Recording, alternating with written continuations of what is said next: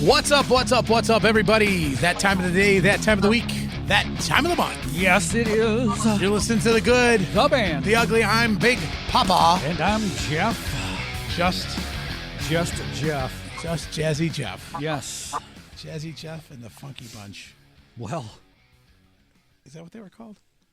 DJ Jazzy Jeff. And the Funky Bunch. Something like that. No, that was Marky Mark and the Funky Bunch. I'm muting him because I got feedback.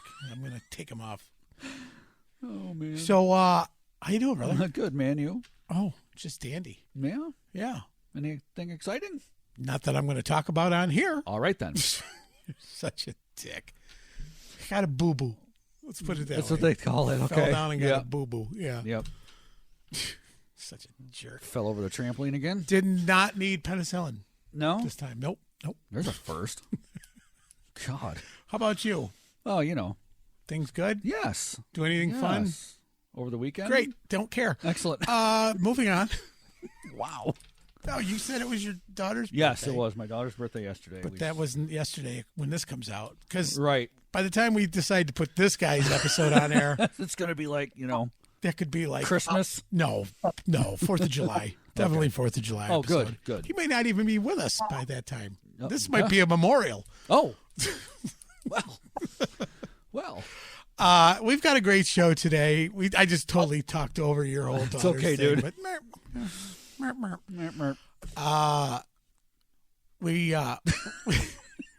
I've been waiting to have this gentleman on for a while, but he's so damn busy. He's always playing. That's what he tells you. Yeah, he's a little forgetful. Yeah. I get it. I think. Well, something like that. No, he's been a Syracuse musician icon and played all over the world, all over the country, all over everywhere. And he's a great guy, and we're going to let him tell his story, and we can't wait for you guys to meet him. And so without further ado, Mr. David Porter. How's that? perfect. Hello, gentlemen. How are you? Here, up. Here we go. He can hear us. Yeah, How you you're doing, it on purpose. my brother? How are you? You know, with a man surrounded by technology, do you know how to use any of those things? Behind you. I know how to use all that shit behind me. It's this damn phone that I'm terrible Is at. there a coffee maker back there somewhere? I'm just kidding. Right. I couldn't even figure out how to get my page on Facebook on the phone the other day. That's how I do everything on the computer. Wow. So I'm computer literate and iPhone retarded. Okay. He said the R word. And? Yeah, well, that's a Porterism. Oh, sorry. I meant challenged. Challenged, yes. Okay. I meant MySpace. I didn't mean Facebook. Right, MySpace. Yeah. So, tried logging into that the other day. That failed. Did you? You've got mail. Right. I wanted to see my top 8 friends. Yeah. You only got 3 left. Right. They're all gone. Yeah, 6 are dead. Yep. 5 are dead. Sorry. Math is bad. That's okay. So, you got, what do you got going on back there? You got a recording studio? You doing the video stuff? Well, right now all I do on this stuff is my own music stuff. Porn. You know, back in my civilian years, I did TV commercials. It's Adobe Premiere back there. Nice. And cool. It's made out of clay. In my other life, in between this life and the 805 and band life, we had an advertising agency, and I did TV and radio commercials for all kinds of people. Who's the most famous one you ever did? Oh shit! I did stuff for J.C. Penney's, Maury Povich. You are not the father. He might be. Right. Well, they always sent their own crews to do the actual episodes, but then they would have these follow-ups. And if like we're 6 months later, they would check in with the guy to see how he's doing. Or still not the father, yeah. Right. Yeah, and if the follow-up was anywhere around me, I would get the follow-up, and they would pay me, and it was not a particularly challenging project. Trying to find the right trailer in the Oswego County was the hardest part, or? No, it was like really a 1 minute thing. The guy, was told in advance to write his speech out, and he would say, "Hi, Maury, I'm doing much better, blah, blah, blah. The baby's hair lip has been repaired," and, stuff like that. We've moved into a new trailer. The meth lab burned down last week. Yep. Oh, We're in a double wide now? Yes. Thanks to the money the show gave us. By the way, do you know Judge Judy's number? Right. So, you've played in so many different projects. You're always in tune with what's going on locally, music wise. Not really. You have been. Don't be humble. I mean, people know who you are, and you do a great service. You do great service to musicians with the open mic nights that you do. I mean, you had us up there. It was a shit show, but we loved it. Thanks for having us. No, those are always a lot of fun. Every Tuesday night, the place is packed. You were awesome. Thank you.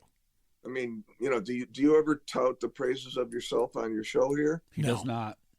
Because people might not know what a fantastic singer you are. Why, thank you. Well, you're welcome. And the ones who don't know it are the ones who haven't heard me. The ones who've heard me realize I'm not a great singer. So yeah, no. you put it across really well. Thank you very much.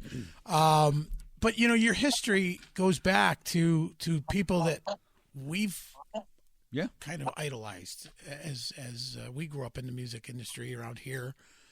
So give us, a lot of people know you from 805. We've had other members of 805 on the show, and you guys were very successful. So walk us through, where did you, I know the answer to this, but did you have a musical family? Yes. My dad met my mother in Erie, Pennsylvania when his jazz band was doing a club weekend there and needed a singer. And that's how they met. So they both, my mom was a singer, my dad was a piano player. Neither of them did much of it, in my recollection as a child. Mm-hmm. But that's how they met. That's where they came from. I was born 9 months later. No, I don't. There's no one to ask about that anymore. I was born in Boston. Yeah. But my dad was from Syracuse. My mother was from Erie, so I never got the accent. I don't park the car in the yard. No. Going to a party? Yeah. Yeah. Oh, hold on. Something was making noise over there. Drop your drink? No, the heater came on. He's, how you feeling, by the way? I know you had a little surgery, didn't you? Oh yeah, just on my leg. Yeah. Yeah, some kind of vein thing. I'm having my knee replaced right on the last day of the year, 30th. So, well, I expect to be on the show again.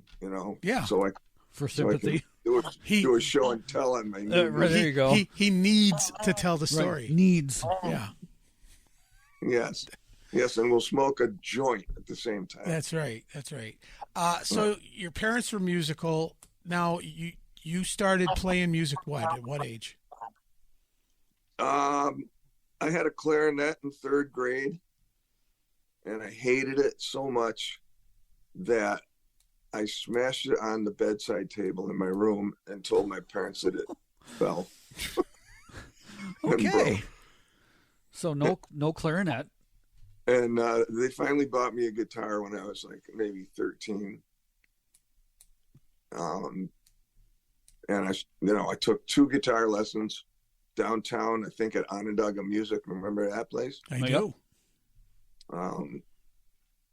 Yeah, Howard from Onondaga, he comes to open mic night all the time. He's a good guy. And he was your instructor. The first week I learned the E string. Then second week I learned the B string, and at the end of the lesson he said, "Now next week we're gonna work on the B and the E string together."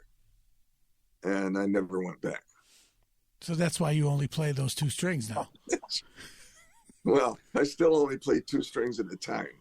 So everybody, we will post the GoFundMe page so that we can pay for some lessons. There'll be a link. Yeah, so he can learn a couple other strings. Yeah, it's a little late for that. Like, this finger's not going to be doing so well. I've got a hammer. We can fix that. Yeah, good. So I actually started playing. My first band was a surfing band, I think, called the Mustangs, and we had a drummer and 4 guitars, no Good bass. Lord. The other 2 guitar players played the other 3 strings. That's why none of us could play all 6 strings. Right. We One of the divvied guys- it up amongst each other. One of the guys played just the bottom couple strings, and we eventually got a bass. And I had a band called the Exiles in high school. Right? And we played a lot of high schools. Joe Whiting Jumpin' was Joe. our brother bands. He was in a band called the Ridgewoods. God, who else was around? Joe Palumbo, Salmon Twisters. This is back, before you guys were born. The 40s, yeah. So when you got home from the Pacific conflict called World War II, did you? Now, was this Syracuse or was this Cortland? No, this is high school. High school. I was a Fayetteville Manlius boy. Okay. And then I went to college. I got accepted at Hartford and Oxford, but I decided to go to Cortland State. Yeah, well, they're Nice. equal. So that's how I ended up there. And I think somewhere in the second year, because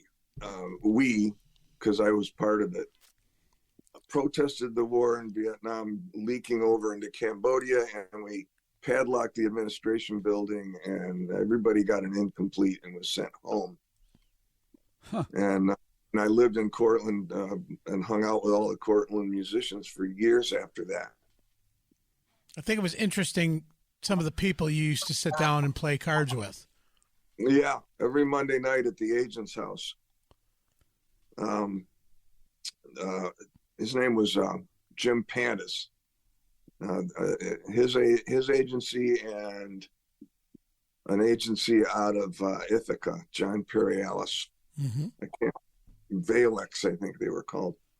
But every Monday night, we played poker with Ronnie Dio, and a lot of musicians that went on to Mickey Lee Sewell went on to play with Richie Blackmore. Mark Nossoff went overseas and played drums for years.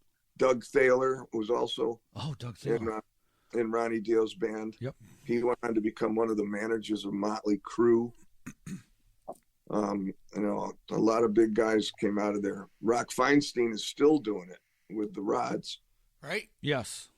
I see him all the time. Well, we had the Rod's drummer on. Yes. Yeah. So Carl Kennedy. Yes. Carl Kennedy.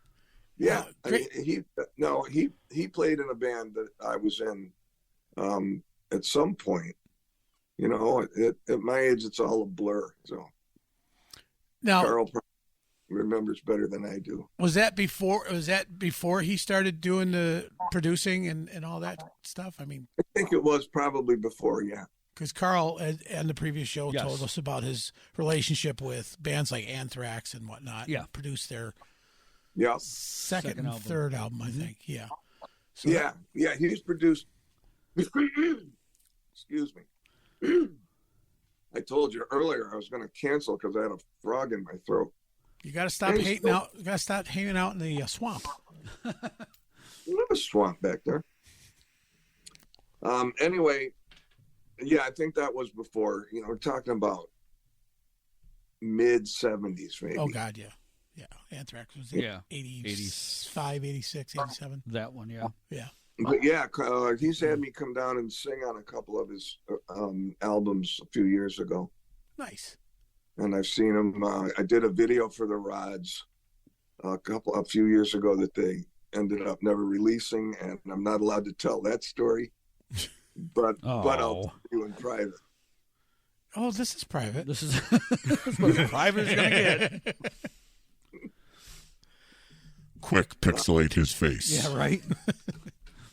And do that to his voice. My band, the Exiles, we were on.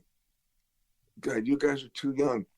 Two people in town. I think one was Bud Ballou, who was a DJ on Wolf. I think WOLF. Yep. He had a TV show, and we were on that. We once or twice, but the big one was Mike Price. Oh God, yes. Okay. Who was an anchor on Channel 9. He had a show every afternoon where he was like a vampire. Yep. And it was called the Baron Damon Show. Yes. And he would talk like this, and he had a studio audience every day. I don't know if he showed cartoons or what else he did, but we were on that. We were on that a couple times, and that was funny. He went on to doing the Saturday, or was it Saturday morning haunted thing where he was the hand. He was the hand. Yeah. Oh, he was the hand? Yeah. It was his hand. Yeah, with Igor and Dr. Whitty. Yes. Yes. Yes. I remember that show. Yeah. Yep. I remember. That was awesome. Yeah, that was he did a lot of commercials. My father had the car dealership back then, and I remember the first time I met him. I was like, why does his voice sound so familiar? And then he did the hello, I was like, oh my God, it's him. I thought it was like I was in front of a movie star. He did commercials in the presence of greatness. We had him doing commercials for the Great Outdoors RV Superstore up there in Fulton, where he was riding a horse, and the horse wouldn't stand still, and it was hilarious. We actually made an outtake track and used it as a commercial. That's cool. He'd be talking, he'd be in the middle of his thing, and the horse would just start backing up. And most of the time I would follow it with the camera, but a couple times I just let it go because it was funnier than shit. I remember years ago, my father, when I was a kid, my father would come home with we had a VCR that was about the size of a washing machine, Yeah. And he would bring home his commercials. Mm-hmm. This was like in the 70s. And his commercials would come in so many takes for a 30-second commercial. Yeah. And he'd get all the way through. I'll never forget. He got all the way through it, and a fly landed on his nose, and he was just like, God damn it. It's just like, I'm almost there. I'm just yeah. There was like, but those days are over. Everything's digital. Everything's You can we'll get rid of that fly. You can record it on Dave's iPhone if he figures it out. Yeah, right. So when did what year did 805 start their stint? Roughly. It depends. There was two 805s.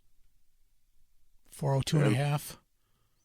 The first one was out of Cortland.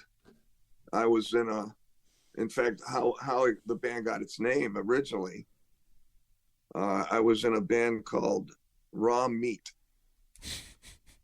And God, these names. The names never get better. No, they don't. Well, I had inherited the name because I had been hired to be the lead guitar player and backing vocalist in this other guy, great guy, Brian Miles from Cortland. It was a great band, Joe Leo on bass. We toured all around the state with them. Sorry. And Brian left the band and it became my band. And one day, Raw Meat had a gig at the Catholic high school. Oh, jeez. And I sent posters over, and I actually have the poster here. Oh, this is good. This is all right. Show and tell. Dude, Wow. that's a great poster. Oh yeah, it was Yeah. really good. I think maybe the drummer did it. Did the drawing. He was an artist, still is, but I'm not sure. I'm not sure. That was a long time ago. But anyway, it's like Tuesday of the Friday gig, and I get a phone call, and it's a priest. Says this is Father, whatever his name was, from the Catholic school. I said, yes, Your Holiness. Well, can I help you? He says, I'm not having a band called Raw Meat playing at my school. And I said, okay, Your Holiness, I'll, we'll change the name just for this gig, and I'll think of something and call you back. He says, no, I got the Xerox machine running right now. He says, you got to change it right now. So I'm looking around, and on the table in front of me was an album by this band called Moby Grape. Right? You guys remember them? They had a hit song called Omaha. Mm-hmm. And I flipped the album over, and I start going down, the titles. And I think the second song or first song on side 2 was 805. It was, 8:05. And I said, how about 805? And he said, okay, good, click. And that was it. And, I told the other guys about it, and we all laughed, and they said, it's really not such a bad name.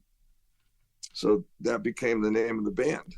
That's pretty cool, actually. Because good thing you didn't have a cigarette pack there. They'd have been called Smoking Causes Cancer. Right. Good thing I didn't have any condoms. Objects appear smaller than. Oh no, that's the mirror. Yes, Sorry. it is, and that's closer, by the way. Tonight, the Trojans. Right. Because Ribbed for your pleasure. I was honestly thinking he was going to go with I lived at 805 Wall Street or whatever. Oh, I thought it was going to be we were going to play, and what time do you want us to go on? 8:05. Boom, done.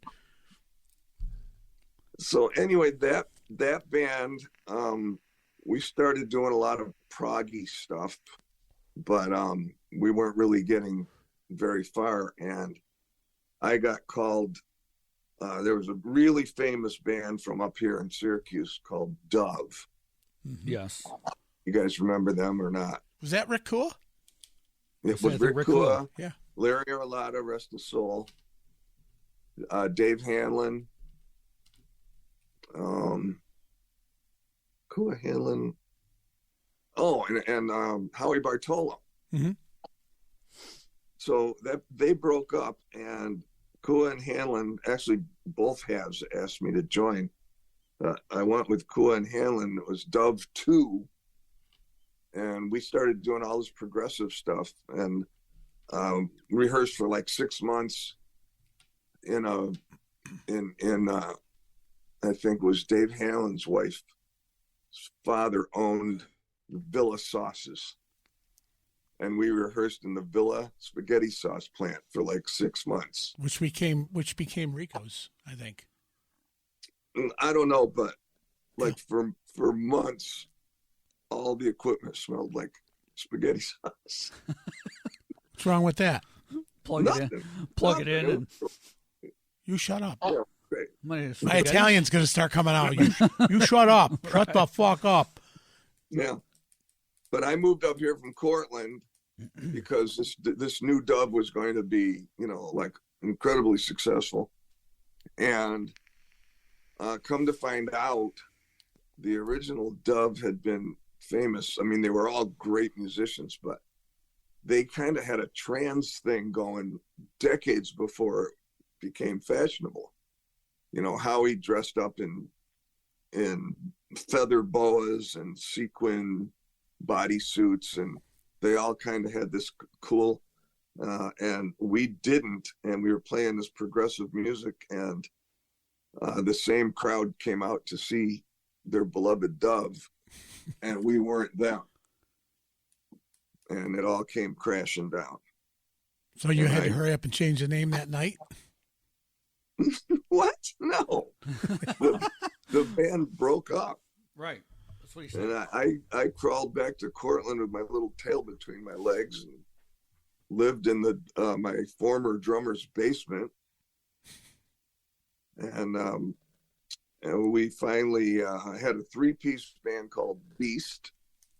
And then we found this really good guitar player named Gary Hall, who was excellent guitarist, excellent showman. He lives in Florida now. And, Most people your age started, do, there, brother. Just saying. Huh? Most people your age eventually end up in Florida. Why am I up here then? Well, do you want me to answer that on this? No. Listen, with the hurricanes, I wouldn't move to Florida. You're nuts. This is true. Mm. So you got that band. We started doing thematic stuff. We had a whole set on old age and dying. We had a show set. Cheerful called, stuff. good segue. Yeah, we had one called Dr. Jekyll and Mr. Hyde. And that's where the snake came in. We had this huge freaking snake that we carted around for, I don't know, 3 or 4 years. And, then we got into writing music, and, the whole RCA shit went down. So that's when, now did you go as Beast, or that's when you became 805?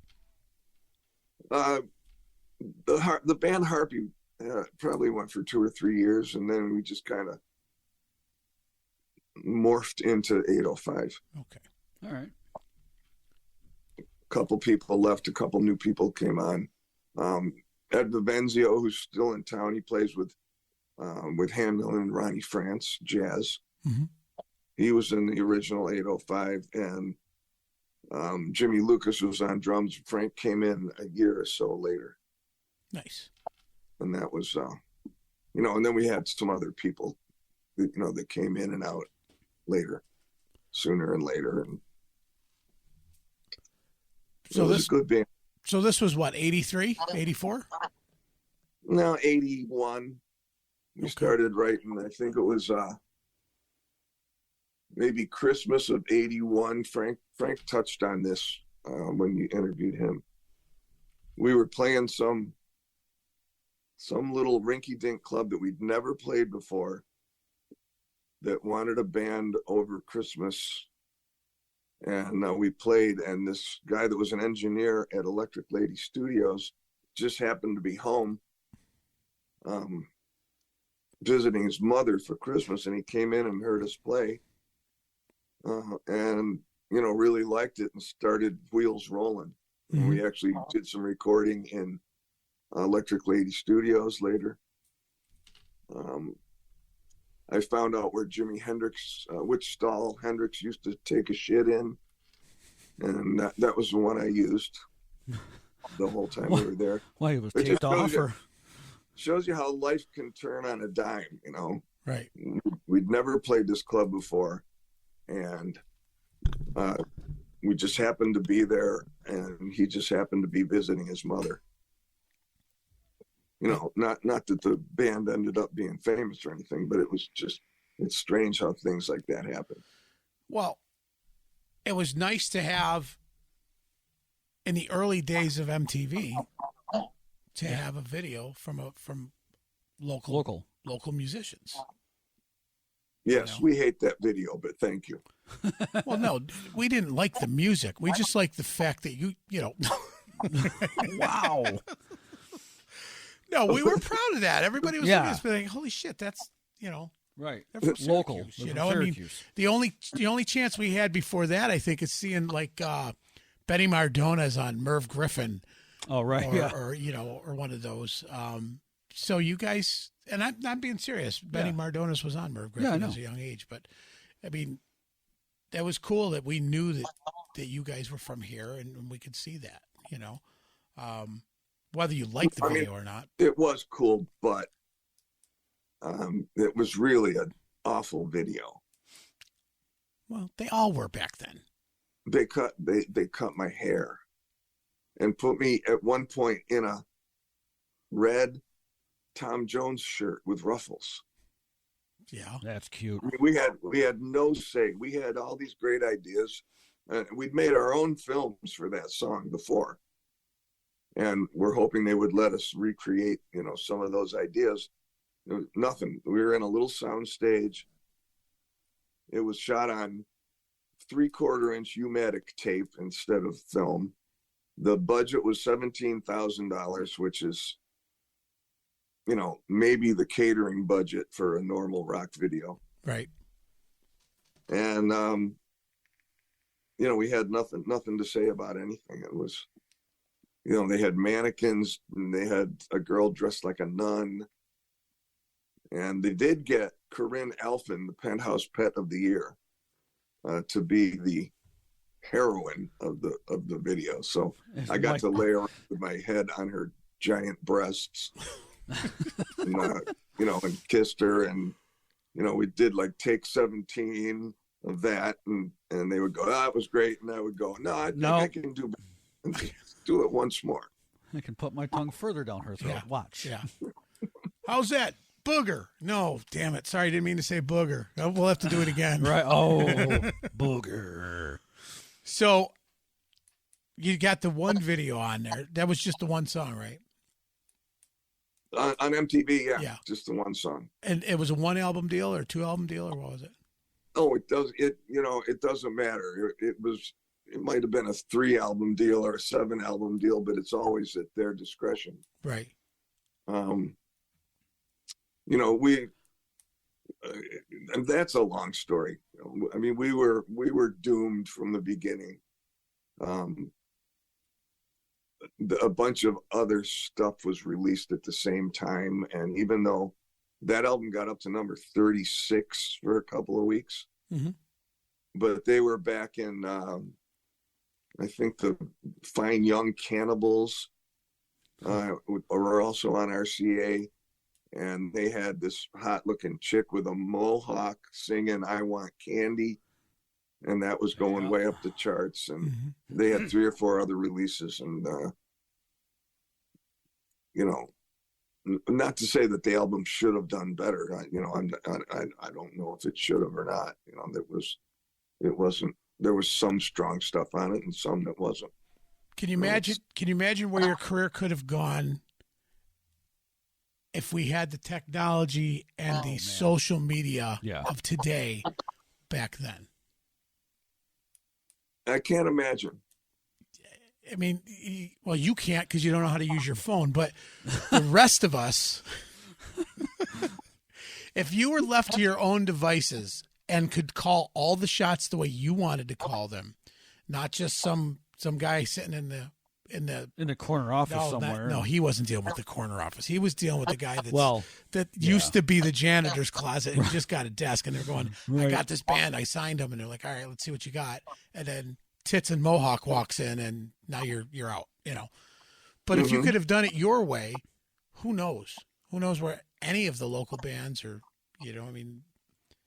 it goes to show when it's not left up to one person, it's left up to the masses that really can make or break it. I mean, and that's what it is now. Yeah. Really? Yeah. And some of these aren't. It depends on, we had very little creative control over anything. I mean, they sent a guy months before the album was recorded. Mm-hmm. They sent a guy to help us rewrite our songs to be more commercial. They sent a guy that had written a song on a Laura Branigan album, and that was his claim to fame. I don't think it was the one that was her big hit, but it might have been. And he stayed with us, and he tried to make us learn songs that he had written, and they were just so far away from, we were a progressive band, and they were de-progressing us. Right. And it's hard enough writing songs without specifically trying to write them to be radio hits. Right. We never thought of ourselves as that kind of a band. Right.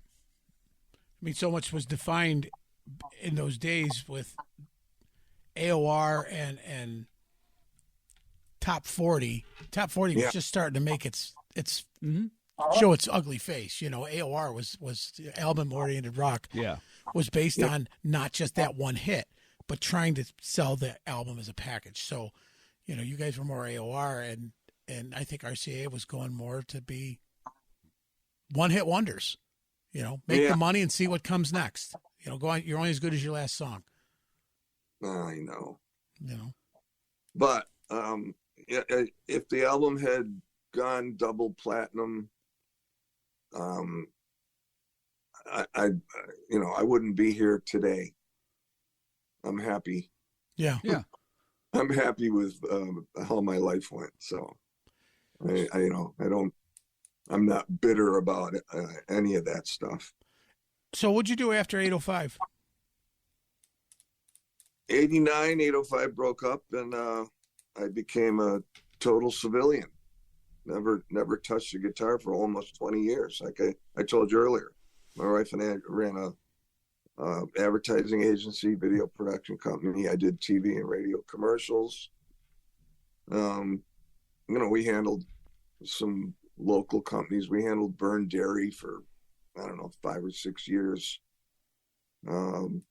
Bunch of car dealers, did ads for, all kinds of people. Mm-hmm. Greek Geek and Nice and Easy grocery shops, and Case Supply Kitchen and Bath Showroom. I didn't voice many of them. I did sing the Goldbergs commercial though. Nice. But we didn't handle them. Todd Hoban and Doug hired me to just sing that. But that's pretty cool. That's my claim to fame. Yeah. The Goldbergs commercial. Goldbergs commercial. That's Wasn't awesome. being on MTV. No. Fuck that. I'll save you more. You're the Save You More guy. Oh, Nice. Yeah. I want his autograph then. Yeah. He wasn't like ba-dum-bum-bum-bum. It's not him. No. But it could have been. We're nice and easy grocery shops. And that's why you play guitar. So now, 20 years later, 2009, you find yourself picking up a guitar again. Yeah, a little. Roughly. Think I started doing solo thing in 2013, I think. Mm-hmm. And I could not just play acoustic guitar and sing, after all of, the total immersed sound of 805 with the keys and everything. It just, and there's a lot of guys that do it great, Mm-hmm. but it just felt empty to me. So I started making tracks for all the songs, and that's what I've been doing ever since. That's Right. what all this shit is doing now. Right. I'll take a song, usually a cover song.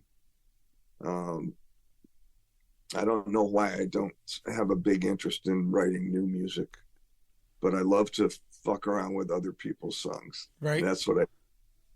Do you still play some 805 stuff when you do your solo my gigs? solo? Yeah. Solo gigs? No, I promised that I would, and I'm working on. I'm starting to make tracks for 2 of them. Okay. You ever think about another reunion show? Because I know you guys won a Sammy years ago. Yeah. 2011. No, I mean, we've talked about doing a reunion show, but there's just a lot of mitigating circumstances. Sure. Which there is with anybody. You got people spread out all over the country, so I get it. But no, John Arago from Wizard Sound, huge sound company. He was behind our last tour in 2003. Just did everything great for us, and he calls me probably every 6 months, offering rehearsal space and the best equipment and incredible light show, and they'll do it all dirt cheap. Make it easy, we'll set up all the gear here. You won't have to cart anything in and out. You can rehearse for 3 or 4 months and we'll go out and do 10 shows, but it still ends up being a lot of work. Yeah. Crazier things have happened. A lot of logistical problems, and I don't want to do it without one other original member, and last time I checked with Cremo, he didn't want to do it. So Well, It happens. it happens. It does. But yeah, so you're still saying there might be a chance. yeah. After I get my knee replaced and can walk better, yeah, sure. Yeah. Well, no one's asking you to jump off the drum riser. So speaking, I can do it just once. yeah, Yeah, right? that will make the reels. It would. Speaking of jumping off a drum riser, Yes. we like to ask throughout your tenure and your resume of everything from, Beat My Raw Meat or whatever the name is, Raw Meat, from Raw Meat all the way to 805 or 402 and a half. Yeah, Yeah. that looks like an Iron Maiden poster. You don't want to know what I thought. Somebody crawling out of the sewer. I know it is. Yeah. There had to be some embarrassing moments or funny stories, and I've kind of put you to task to come up with jogging your memory. So, give us. Well, I'll tell you the most embarrassing story. Okay. It was in 1982. We were playing a big room in Connecticut, probably fit a couple thousand people. And we had done it 4 or 5 times before, where we opened for Dixie Dregs. Now, you know them. Yeah. Famous band, Roddy Morgenstern, Steve Morris, Yep. those guys, big band. And we loved doing it. They were great guys. We had all kinds of fun with them. And we would open for them, and then we would hang out and watch them play and just, drool. And it's 1982, probably maybe August. Our album was like number 36 nationwide, and the guy comes to us at soundcheck and said, "They're opening for you tonight." Wow. And I said, you gotta be kidding me. He said, "No, you got the album on the charts. Dixie Dregs are going to open for you." And we were horrified. I was horrified. I'm pretty sure the entire band was horrified. I mean, these guys were our idols, incredible musicians, all of them. And we had to do it. It was stupid. I mean, the guys in the Dregs were sweethearts about it. They didn't care. But I found it just felt so bad. I felt it just didn't seem right. But that's I don't know. I guess that's not exactly a horror story. Horror story would be opening for not Yes, but John Anderson's solo act at a theater in Pittsburgh. And he was a sweetheart, but his road crew were absolute fucking dicks. They set all their shit up way up at the front of the stage, so there was no room for us to put anything. They didn't do a monitor check, nothing. They were just so fucking mean, and it gave us like a whole new insight on, what the big leagues are going to be like. We came on, and my monitor had nothing coming out of it except snare drum. Oh. And that's Nope. how we did the set. But the funniest thing was, I probably should have asked Frank's permission, but I don't think he would mind. He was when John Anderson's solo band was on, he snuck over to the side of the stage, like in the dark, and he's recording it with his cassette recorder. And one of the big mean roadies comes tromping up to him and grabs the recorder out of his hand, pulls the cassette out of it, and breaks it right in front of him. And that's as much as I remember. And I don't remember if I saw it or if Frank told me about it later. But I always remember that. I think he told us that story. Didn't he tell us that story? Not that one, no. I don't think he did because No. I watched all of the interviews because All 46 I wanted hours to of hear it. if he did. 'cause I know. I wanted to tell it. But I think at that point we learned that when you open for a big act, you plunk an 8-ball down on the head of the road cruise table, and then you get treated a little better. Right. Well, Well, they're pool players. yes. Yeah, they were Yeah. pool players. Yep. Yeah. But then there's I got stories with happy endings. Let's All hear right. the funny story with a happy ending. Yeah. I'm in Niagara Falls at a strip joint. No, it was right here in Syracuse, and I'm not going to mention the name of the club, That's not happy then. but it was long time ago, and it was back in the era when all the bands, at least the showy ones, were setting off flash bombs. Mm-hmm. Well, our leg guy, Randy Lodds, who he's also in Florida now. He's got a couple of bands that he still plays in down there. He always wanted to make sure that our flash bombs were bigger than anyone else's. And he got these 3-inch wide pipes, and he would pack an entire bottle of flash powder in it and then wrap the top of it, of these metal pipe, with duct tape. Oh, Jesus. So when it went off, it really had a concussion. I mean, we would break windows in clubs sometimes. But this particular time, it came to the end of the set, and I'm running around with the freaking boa python wrapped around me, and we're doing all this stuff, and then at the very, very end, boom, this thing goes off, and this club had a drop ceiling, No, not anymore. one of those fake ceilings, and 5 or 6 of these 4 by 3 foot panels of ceiling, a whole bunch of them, just fell right out of the ceiling, right on top of people standing up, people sitting at the tables. And I go in later to get paid. I got my tail between my legs, and I'm thinking, the guy's going to have me arrested. He's going to make me pay for it. He's going to tell me, you're never playing here again.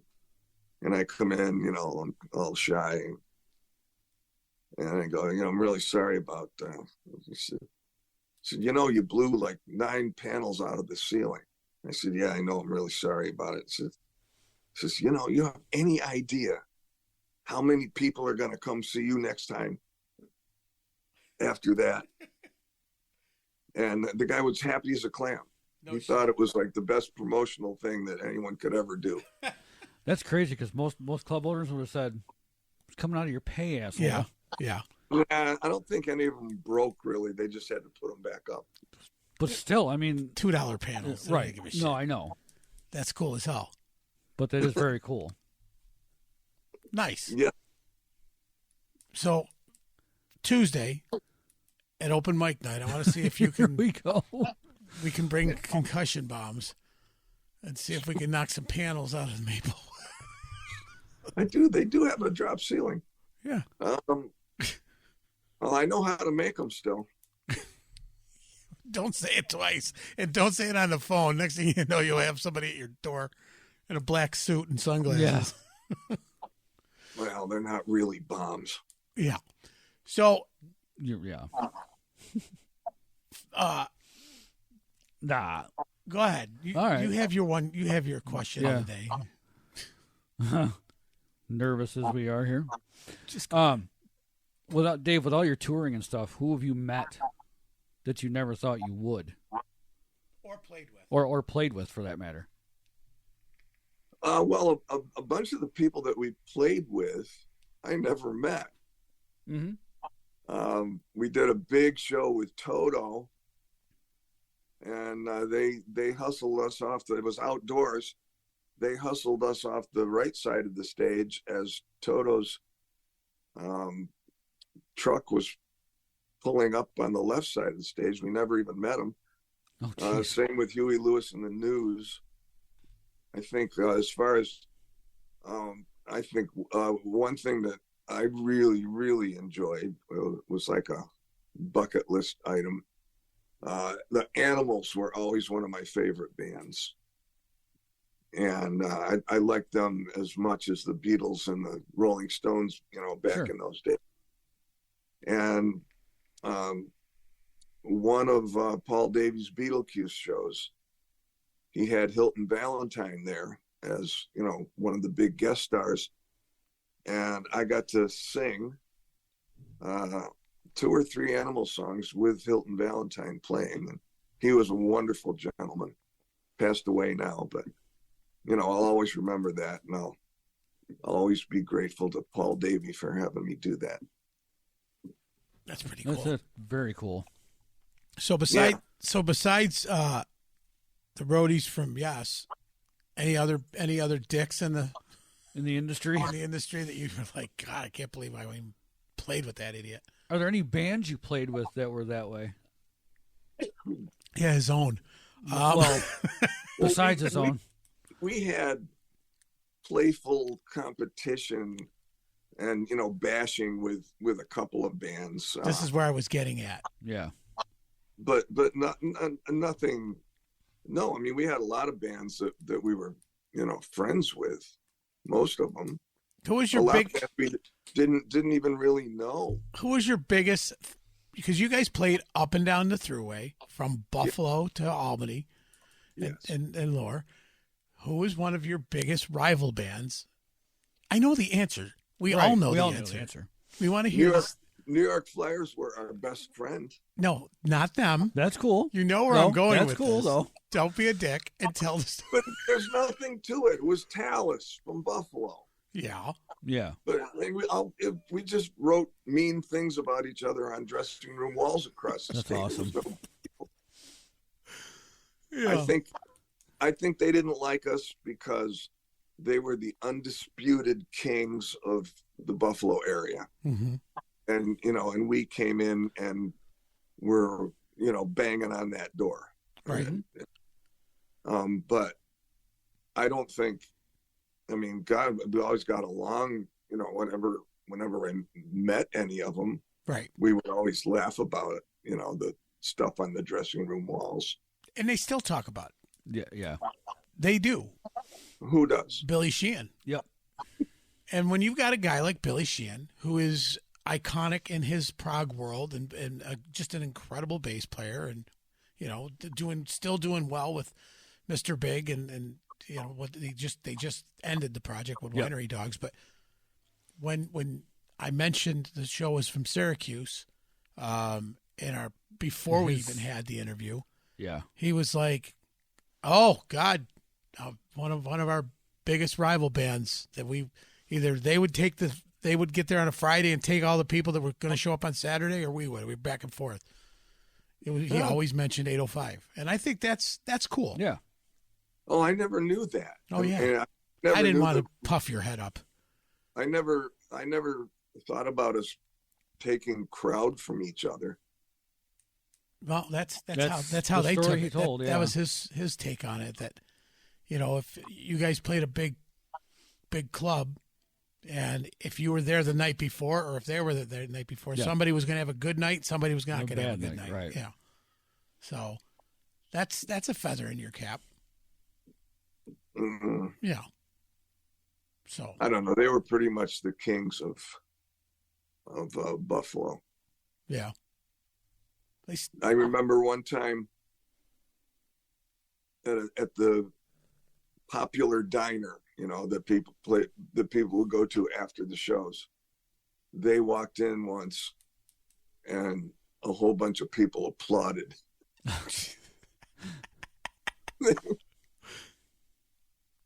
But we usually didn't go to the diner. We usually went to the Mighty Taco, which was just an iconic place back in the day. We're talking about Buffalo and Albany.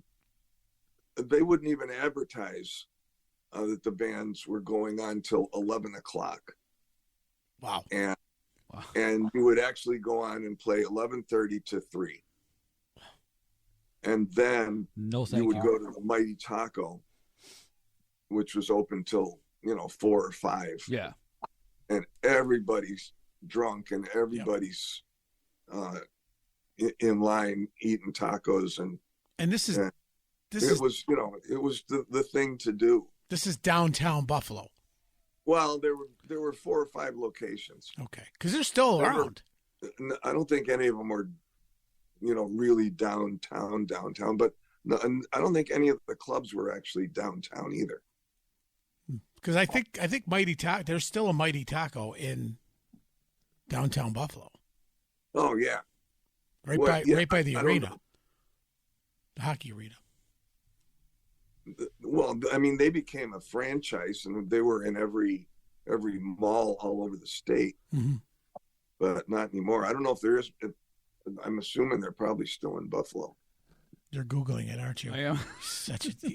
See, I'll find out. Now show him what you're doing, so he can learn how to use his phone. Okay. He couldn't find his own Facebook page on his phone. So I Google all the time on the phone. Yeah, you Google. Yeah, you Google on it. GPS. Hey Google. I just played Buffalo a couple of weeks ago. Niagara Falls. It's in Niagara Falls Boulevard in Amherst. Okay. So there used to be one on Hurdle. There was one on Transit, maybe. Oh, there's another one in Sweet Home Road in Amherst, or Transit Road, East Amherst. Yeah. Yeah. Delaware Ave, Buffalo. You want me to keep going? No. Okay, good. Yeah. See if we can get Uber Eats. I'm sure your audience is going to be chomping at the bit to know where the Mighty Tacos are. Look, fella. You can go to. We have listeners in Buffalo. We do. So go to Cheektowaga and Depew. Depew. That's what it says. That's right. I played a couple weeks ago in Buffalo at The Mighty Bobby Taco. J's Italian restaurant, which is owned by 2 of the Desiderio brothers, which back in the 80s owned a really nice big club called Desiderios that we used to play all the time. I'm sure Talus played there too. Well, of course, because they were the big band of Buffalo. They were the big boys. Not that gnat on their nuts. So you're playing all over, and you play on a regular. You're out in Saratoga, for the listeners that are out that way, Lake George area. Yeah. You're playing here locally. You're playing. A couple of weeks, I'll be at Shifty's. Yeah, we won't. That'll be weeks ago when this finally airs. But Oh, right. Yeah. A couple of weeks ago, and it was packed. I was great. There was over 400 people there that night. I heard about it. Yeah. There was lines down the street. Wait, hang on. We're not live? Oh, no, we're not live. We're not live. Yeah, no, we are. We are live. We're live. Yeah. Raw. Yeah. We're live. We're live meat. Uncut. Live raw meat is the name of the episode. Yeah, live raw meat. I think that's what we're going to name this episode. Dave Porter's live raw meat. Yep. Fine. You name it anything you want. Don't tell him that, Dave. Bad idea. Whenever Dave Porter's on, nobody beats his raw meat. That's right. So, wow. Episode. I forgot to throw that in. Yeah, there. you did. Yeah. What else do you want to tell us about? Anything else coming up? What's the next album coming out? Well, 1610. It's a double album. 2 805s. 2 805s. Yeah, it's called 1610. Because they're older now. No. I think most of our stuff is at one point Frank put everything that we'd ever recorded, even living room recordings, he had them up somewhere that anyone could go and download them. I don't know if it's still there or not, but anybody that wants, as far as I'm concerned, that wants any of that stuff can message me, Facebook me, email me, whatever. I have, if anybody wants his personal cell phone number, I have that as well. No. Yeah, great. But people call and ask me about 805 music, and a lot of times certain songs, and I'll just send it to them. I've got MP3 copies of just about everything. Can you still buy the album on Amazon or anywhere? Can you find it? Maybe we should buy I don't think so. It was the first album was on Spotify and stuff, and then all of a sudden it was gone. I don't know who put it up there. You know, none of us would have the authority to sell copies or digital copies or MP3s of that album because RCA. I would figure that RCA still has a claim to it. So I don't know. You know, we never sold, as far as I know, we never sold any music digitally, you know, like online. Just gave it to people that when they asked. Did you find Can't it? make any money that way. No. Hey, somebody said they found a Zoid. They found a Zoid album at one of the music shops, and they sold it online for $35. So No shit. yeah, it's $25 more than it was worth. People send me. No, I mean, people bring me old 805 albums all the time, and Oh, this definitely isn't them. the last thing I signed was I think our third album, which was on that was on cassette and CD, and that's you know, not that I didn't like a lot of the songs on our first two albums, but the third one was probably my favorite. There's like 4 songs on that album that I really like. I think some of my best work, and the guy that I collaborated writing with, a guy from Niagara Falls named Tracy Russell. I think it was some of our best work, and most people have never heard any of those songs. release them. 3 of them are on my YouTube page. Release them. Well, Do what? Release Release them. them. Well, they're on my YouTube page. No, but put them up on Apple Music or Spotify. well, don't. Well, see, and then I would, you know, if they made money, you know, if they made $100, Yeah. it's not worth the trouble to distribute that. You know, Right. $20 to me and $20 to Tracy and $20 to Scruff, the bass player, $20 to Gary Briggs, $20 to Brad Wiley. You know, it's not worth it to sell it. The number of people that would you know buy that album at this point. I'd rather just, you know. So for those of you who are paying close attention, money really isn't a motivator. So No. if anybody needs $20, it doesn't seem to be hard for him to get it. No. So Just I'll come expect up $20 from you Tuesday when I see you. any Tuesday night at open mic night. Just come up and tell me you've hit some hard times, and I'll give you Okay. Mark this down. 1 hour, 3 minutes, and 36 seconds. Okay. That is a verbal contract in New York It is. State. So anybody who needs $20, go see Dave Porter at the Maplewood Yep. on 7th North Street in Liverpool, and he'll give you $20. any Tuesday night after 1 a.m.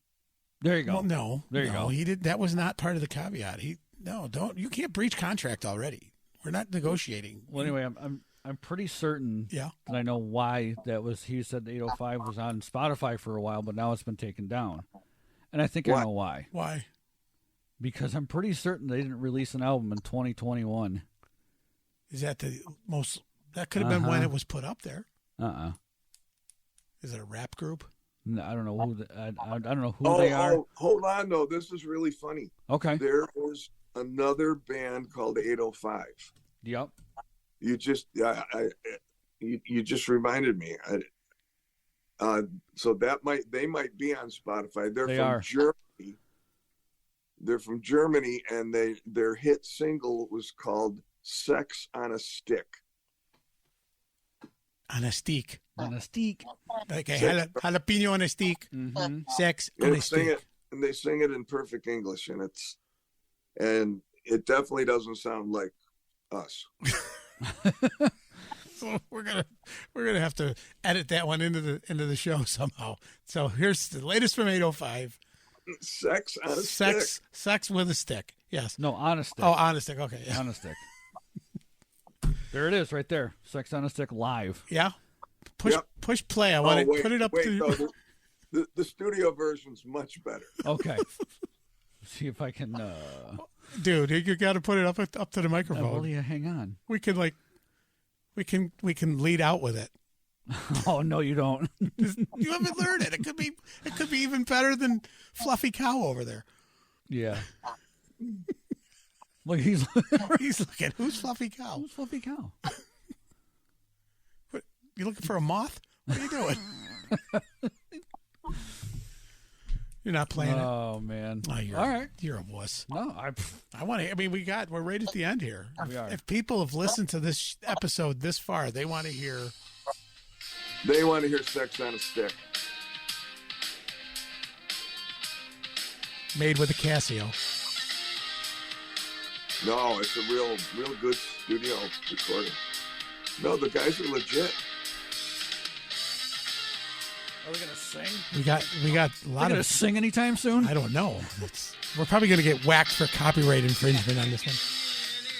Yeah, but getting whacked from Germany, that makes it extra hard. I don't know if they even have representation over here. All right, take that shit off. We don't need That's to hear terrible. that crap. That's almost as bad as the original 805. I can't hear. Oh man. Oh no, our listeners just heard it. Nah. Dude, thank you so much for being on the show. Well, I'm glad I eventually made it. Now, Yeah, dude. I'm going to ask you this. Yes, sir. Was it as bad as you thought it was going to be? Just a little worse. You're full of Oh, shit. good. It was like a prostate No, exam, no. right? No, those are enjoyable. Oh, well, Bend over. Hello again, Mr. Porter. You got a chance to use your scary. That's microphone. right. Hey, it is Halloween soon. Doc, stop at the elbow, Next- please. Yep. Yeah. Is that a new watch? Whose wedding band is that? Since when did you? Hey, you want to see a magic trick? Ta-da! All right. Anyways, Mr. Dave Porter, ladies and gentlemen, thank you so much again for being on the show. You were nervous about being on. Thank you for what you do. It's really cool. No, Thanks, we appreciate it. We appreciate it, and thanks for what you do. Yes. I bust a lot of balls, you know that, but even the open mic night, you're making a lot of people be heard, be seen. A lot of en-roaded connections being made for bands to get together, and it's one of the better ones that I've seen around. You run it really well, and everybody over there, Marie and everybody, just they do such. Yeah, great... Marie and Chris and the two people that run the actual restaurant, Frank. Oh God, Frank yes. And Patty. Food is great. You got to stop out to see some of the iconic Syracuse players. It's not. There's some open mic nights that are so karaoke kind of, and they suck. Right. You got some class acts. We get a lot of good players that come in. And the house band. Just for the fun of it. I mean, with you. Yeah, and usually the house band will get back up at the end of the night with a couple others. Mark Macri will come in and sit in. Yeah. When's this going to air? I don't know. Hey, you know what? I do know. Wait, before Christmas? Yeah. Don't make him promises. October. That's November. Yeah, maybe the 25th. That is Christmas. No, of November. Oh, all right. Jackass. Well, open mic Christmas party. We got Ronnie Lee No as kidding. Nice. our guest artist. Nice. We're already Very working on cool. the tune that he's going to do. Um, So he's been one of my best friends for years, and it's great to have him come be our Christmas guy. got to get Rick Chisholm up there. Yeah. I keep asking him. Let's ask him again. I'm going to reach out to him too. Rick's. Well, tell him Ronnie's going to be there. And God, last time he hasn't been out since we moved to open mic from Liverpool over to North Street. Ronnie hasn't, or Rick? No, Rick. We had the luxury of Yeah, we playing did. with Rick. We played with Rick When Ben Morrow came when to town. Ben Morrow was in town. Yep. And Rick got up and he just, Oh, my God. what a gentleman. What a Yeah, just, and what energy too. oh, I mean, God, yeah. His energy, his personality, it's just really infectious. He's got a smile that wraps around his head. I Yes. mean, the guy's just such Just a a great guy. He's a real sweetheart of a guy. Cannot And, talk highly enough. yeah, Yeah. so much nicer than you.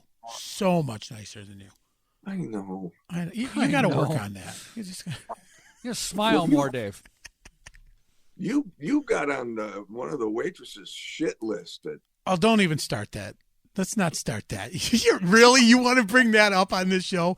You mother. You started it. Fucker. So much nicer than you. Wow.